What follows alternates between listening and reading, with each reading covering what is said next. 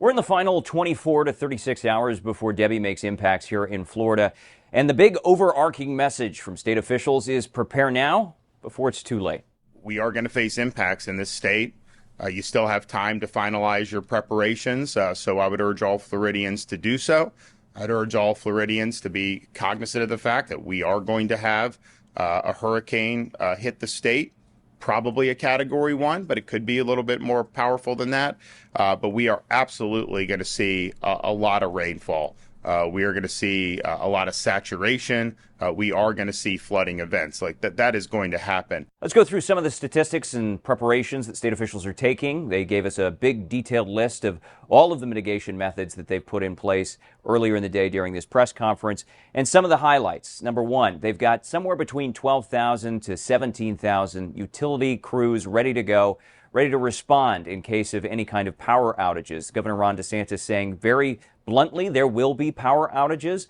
Crews are ready for what he says is going to be mostly a rain event, but there will be wind associated with this storm as well. The big concern here is that Debby is going to bring more rain to an already saturated part of North Florida. You've got a lot of trees up here and a lot of soggy ground. And when you mix that with wind, you potentially have a lot of downed trees. That's one thing that utility crews are going to be looking out for. But another thing that they've done for the first time ever is they're bringing out these inflatable flood walls that they're going to be deploying around utility substations as well as water treatment plants up and down the peninsula. The idea here is to protect those areas so that you don't have to do more work on the backside to get them back up and running again. These are basically tubes that they can fill up with water. They can stack them up to 8 feet tall. And for the first time, they're using them on these utility substructures as opposed to hospitals and some other places. They say they have about 10 miles of this stuff that they can bring out and deploy in different communities across the state. So if there are communities out there that need them, they're asking them to request them now before things are too late. Emergency Management Director Kevin Guthrie gave us more details. Not only schools and hospitals, but the substations and wastewater control facilities and water control facilities. This is going to help us respond to and recover more quickly.